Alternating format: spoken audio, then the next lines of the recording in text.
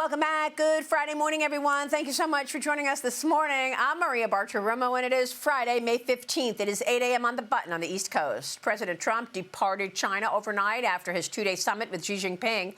He's on Air Force One right now talking to reporters, and he just told reporters that more details of the discussions that he had, including Beijing's commitment to purchase Boeing planes and jets. Fox Business's White House correspondent Edward Lawrence now live at the White House with the very latest. Edward. Yeah, Maria, the president claiming success for this meeting from China. He'll be back here at the White House later this evening, our time. The president says he talked with President Xi about working together on artificial intelligence to create guardrails with the Chinese. The U.S. is currently working on some of those guardrails as we speak. The president also says that tariffs never came up. Talking with Sean Hannity, President Trump believes he threw off the Chinese President Xi by surprising him with the world's leading CEOs and business executives. I'd like to introduce them to you. And they were surprised because it wasn't scheduled. Those business people are here to make deals and to bring back jobs. They're bringing back massive numbers. China's going to invest hundreds of billions of dollars with those people that were in that room today. That's why they came. That's why they came. Out of the discussions, the president says that he secured China buying more agriculture from the U.S. and reconfirmed their commitment to buy 25 million tons of soybeans this year through 2028. The president on Air Force One also saying that he made a lot of really good trade deals that went beyond just planes for the airline industry. In my general experience, so it's approximately 450 engines and 200 planes, and a promise of up to 750 if they do a good job. So the president positioning the U.S. to make sure that China refuses to help Iran and pressures to reopen the Strait of Hormuz. He also says he's not asking for any favors on that because that means he would have to give a favor. The Chinese warned the U.S. to change the way the administration talks about Taiwan. On Air Force One, the president says that he made no commitments. Maria? All right, Edward, thank you so much. Edward Lawrence at the White House this morning. And joining me now is Fox News contributor and former senior counselor to President Trump, Kellyanne Conway. Kellyanne, thanks so much for weighing in here. I think just the fact that we saw President Trump and Xi Jinping together, one-on-one, face-to-face, was a positive. It shows the world that they're trying to better the relationship here. But what is your reaction to the deliverables here and how this trip went down? Maria, this was a successful trip for America and the American president. He maintains his posture and position and insistence as the America First president. That's why Taiwan may be China's red line, but the president didn't capitulate or even negotiate about Taiwan. Last year, he set a record, $14 billion in weapon sales to Taiwan. Another $11 billion is sitting on his desk. So we'll see what he does with that. But also, Taiwan is not just about tech. That would be one thing. It's a national security, economic security issue for us. I mean, they produce the overwhelming number of semiconductors in this country, AI, defense systems. And I think the president getting commitments to buy these Boeing aircraft, soybeans, other goods and services is incredibly important. The other thing I took from this, Maria, is that if China is saying, hey, Iran can't have a nuclear weapon, well, now we have the two superpowers presidents agreeing on the fundamental premise for going to war in Iran in the first place, which was they can't have enriched uranium and nuclear capability because all the polls show an overwhelming majority of Americans believe that if Iran were to get a nuclear weapon, God forbid, they could use it against America and the rest of the world. I think this was successful also because it shows China still needs American innovation, American manufacturing. I think it also needs the financial and industrial titans that were there in the room ready to make deals. Nobody's looking past political prisoners like Jimmy Lai or the political persecution of the Uyghurs or Taiwan in the crosshairs militarily of China. Nobody's looking past the fact that they produce fentanyl, and that's the #1 killer of 18 to 45-year-olds in this country as we speak today. But at the same time, the president, with China, President Trump does the trust but verify, but also get them to buy our goods and services too. Well, that's right. And, I mean, the president tried to get Xi Jinping to buy oil He said that he's going to look at it. Maybe he will. He said he's going to send Chinese ships to Louisiana and Texas. That would be a big, big victory for the president. But you're right. The president said he made no comment and no commitment on Taiwan. He's talking right now on Air Force One, so we've got more breaking news this morning. He said that Xi wants no movement on the island's nation's independence. Obviously, Xi Jinping tried to really run the table as soon as the president got there and say that any mishandling would mean a dangerous situation in terms of conflict, potentially, between the U.S. and China. But I want to get your take on the midterm elections and what all of this is going to mean then, because I just had a conversation with Ro Khanna, the California congressman, Kellyanne, and I specifically asked him, if they get the majority in November, will they move to reverse President Trump's agenda? And actually, we're looking at Trump right now earlier in Beijing, and they're talking about trees, and they're beautiful, very old trees in China. So that was very much an honored moment that President Trump just had with Xi Jinping in the forest there with the trees. But in terms of the Ro Khanna conversation, what did you make of that, Kellyanne? Because he was very clear. He said, yeah, we don't want, the high end, the highest earners to not pay their fair share. I made the point that obviously the richest people are paying the majority of taxes, but they will move to reverse President Trump's agenda should they gain the majority in November. And that means no tax on tips, no tax on Social Security, no tax on overtime.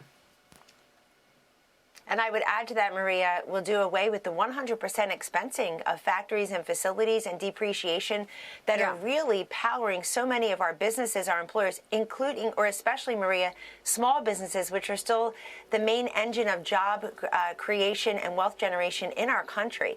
Look, he told the truth where a lot of liberals won't. They're obsessed with impeaching President Trump, investigating President Trump, his family, his allies, his advisors.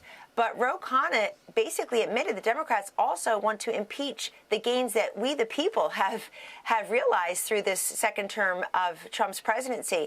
That's incredibly important. I want people to listen up, because if you're an independent on the fence, if you don't even think your vote counts, you've got to go back and look at what exactly they're going to reverse. The energy independence and dominance. We don't want the Democrats in charge and make us energy dependent again.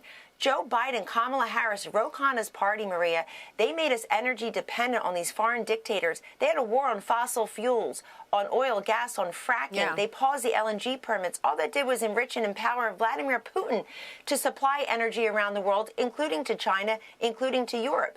And so take him at his word. They're not just going to try to impeach Donald Trump. That would be odious enough.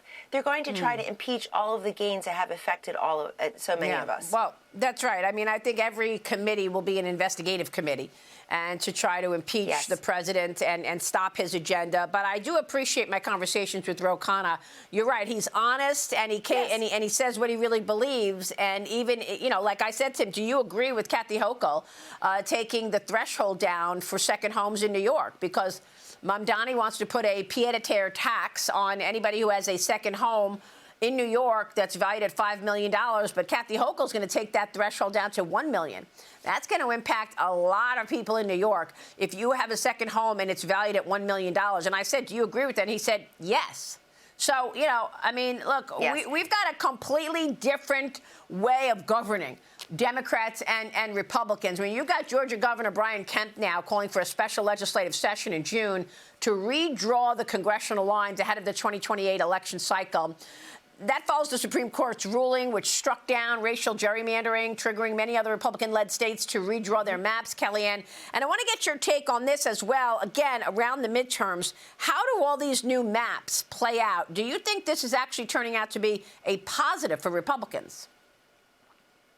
It is. Right now, it's an advantage to the Republicans because they've just been smarter and more savvy and not as ridiculous as the Democrats. Look what the Democrats did in Virginia alone. I know we've discussed it before, Maria, but it's worth revisiting because they spent upwards of $80 million to scream about affordability, and they wasted $80 million going too far, going from a 6-5 map Democratic favor to a 10-1. The Virginia Supreme Court knocked it down immediately, And now they're whining about it. What the Republicans have done is much more deliberate, much more, I think, structurally sound. The Democrats only like gerrymandering when it benefits them. They've consolidated power now in New York and Illinois and California through redistricting. But right now it's benefiting the Republicans with more states to go. After the Supreme Court decision at Calais, you have Florida, now Georgia, Louisiana, Alabama, all these states following the lead of a Texas, for example, that was already doing redistricting. So I think it's, look, what the Voting Rights Act case basically said is we don't need that, the 1965 Act, to redraw these districts. What Louisiana did, it made it overly ridiculous. So I think this is important. What Brian Kemp, the governor of Georgia, our 8th most populous state, 11.5 million people live in Georgia. This is incredibly important. He's doing 2 things with this June 17th special legislative session. One is redrawing those maps ahead of 2028. And remember, Georgia was a big hot mess in 2020. It was the first year they had the Dominion voting machines. Now, and now they're going. The second thing he's doing is the procedural part. So they're supposed to change the way they vote and count that, record that vote through QR codes. And he's trying to get the process in place also for all 159 counties. This is smart. This is leadership because Brian Kemp, I think, has done a fantastic job as the governor of Georgia. Yeah. He denied us, thank God, he denied Stacey Abrams not once but twice the governorship, saving us all from that debacle. But now he's looking at the process. And Maria, that's my message too. I like the way Republicans are now doing what Democrats always did, which is invest in the non-sexy parts of politics. Yeah. You can't just have these ads on network TV nobody's watching and the consultants getting 20%. You have to invest in the mechanics. And the Trump team is doing that. The Republican committees are doing that. That's how you win or lose elections. Well, they're also, I mean, I don't know if the Republicans are doing this, but Trump is certainly all over social media trying to, speak to young people. I mean, the White House released this graphic this morning showing President Trump's popularity skyrocketing on TikTok and on other social media. 400 billion views on TikTok alone, Kellyanne. And this is just Trump on TikTok. And I know, he uses the service and others do as well. Are the Republicans doing enough, actually, to get the word out and to try to explain what they've actually done well, and that the agenda is in jeopardy should voters not come out in November for the midterms? Yes, I think that it's all about communicating in 2026 what the Republicans delivered in 2025. It was a busy year policy-wise. The president has provided a blueprint, really an electoral map, literally and figuratively, for these Republicans running on what to run on. But they need to go out there and crow about that. They need to say, look, not a single Democrat voted to lower your taxes, to preserve that 21% corporate business tax that allows them to invest in innovation, including AI, invest in inventory and factories, facilities, and the workforce. Raise those wages voluntarily, not because some city tells you have to. They need to talk about energy independence, dereg, all those great things, and also do health care and housing to win in November. All right, Kellyanne, great to catch up. Thank you so much. Kellyanne Conway, stay with us. We'll be right back.